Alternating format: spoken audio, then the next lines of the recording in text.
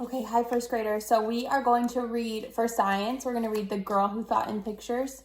Today we're just going to read this book, and then tomorrow we're going to do a little activity and another reading to go along with it. So let's read this together. The Girl Who Thought in Pictures, the story of Dr. Temple Grandin. Okay?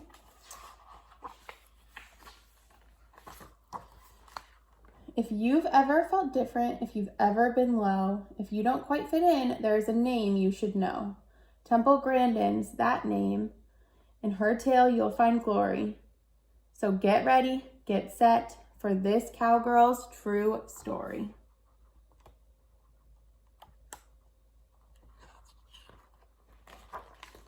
In the city of Boston, one hot summer day, a sweet baby was born. It's Temple, hooray! Unique from the start, an unusual girl, she loves spinning in circles and watching things twirl.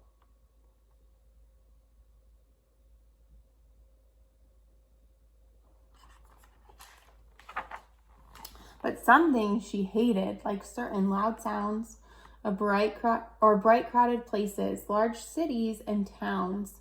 Frilly dresses with tags made her itch, pull, and tug. Something else that she hated, a big squeezy hug.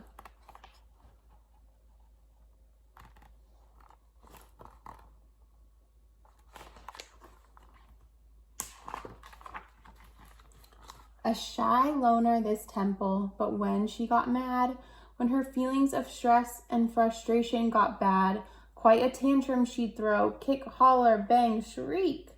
Yet still by age 3, not one word did she speak.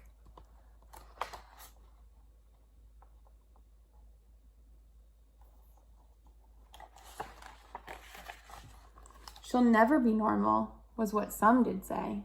Her brain's not quite right, you must send her away. Away, not my Temple, her mother proclaimed. We will figure this out, you should be ashamed. Ashamed means you should be embarrassed. You should be embarrassed.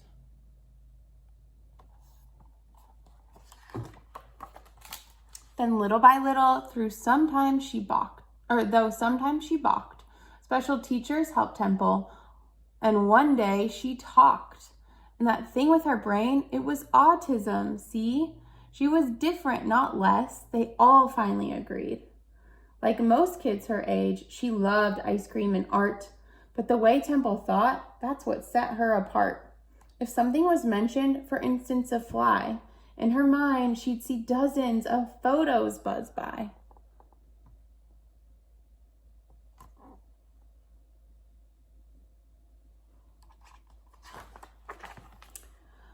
When the time came for school, let's just say that was hard.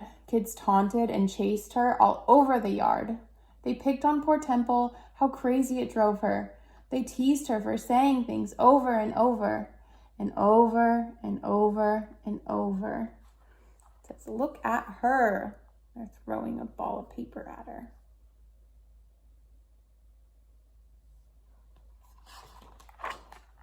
Until finally she snapped. Yes, she did, lost her cool, threw a book at a kid, and was kicked out of school. No one really got Temple, but well, then again, the truth of it was, Temple didn't get them. You need time away, said her mother. That's what's best. You'll go visit your aunt on a ranch way out west. We learned about ranches when we talked about different types of communities. A ranch is in a rural community. It's like a big open field or open fields with a lot of times farm animals. And guess what? Fitting in on a farm was less stress, since the pigs didn't care if her hair was a mess. Quite a sweet spot she had for the cows in their herds. Such big, gentle beasts who knew nothing of words. As she watched her new friends, a thought popped in her head. These cows think like me in pictures instead. Most of us, when we have thoughts in our head, we think of them in words. We think of words in our head, but she thinks all in pictures. At a new school that fall, Temple found more support and a teacher who taught her, you'll never fall short. When you find what you're good at, like science, you'll soar. And that teacher was right. He had opened a door. So she built a machine like she'd seen on some farms, an invention that hugged her with boards and not arms. It worked. She had done it. From memory, it's true. And just like the cows, it made Temple calm too. So it was something that like squeezed her, kind of like a hug, but it wasn't with arms. It was with boards. Because remember, she doesn't like when people squeeze her tight with their arms. I'm special, she thought, like a bright shooting star. My attention to details could help me go far. Through her study, she learned there were farms not so kind. I will help them, she said. Some solutions she'd find.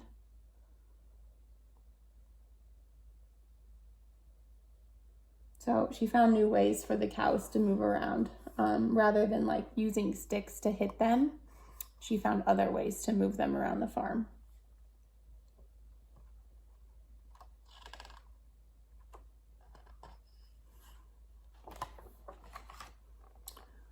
And then something cool, can you guess? Could it be? Off to college she went, a degree. She earned 3.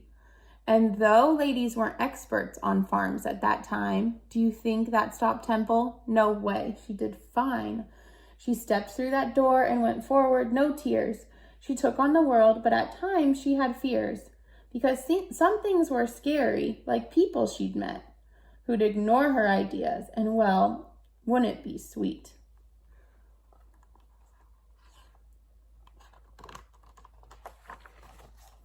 But she never gave up, learned her stuff through and through, like why cattle will circle and what makes them moo. To build better farms was her goal. She would do it. Be kind to our creatures. They have feelings. She knew it. So Temple has a lot of perseverance. We've talked about perseverance a lot in class. She doesn't give up when things get tough. And slowly but surely, she changed many minds until farm after farm built her awesome designs. Word spread about Temple. Her feet's not so small. Temple Grandin, she's grand. She's the grandest of all.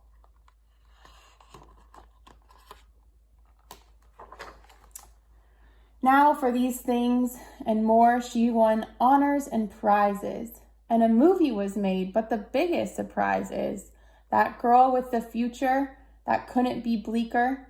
Yes, the one silent girl. She is now a big speaker. Today, she spreads hope with her stories and speeches. From New York to Sydney to Rome, Temple teaches.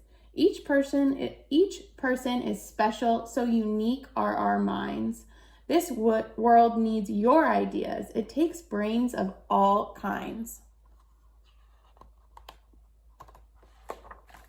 So here is the lesson. Feeling odd or offbeat, being different might just be what makes you so neat.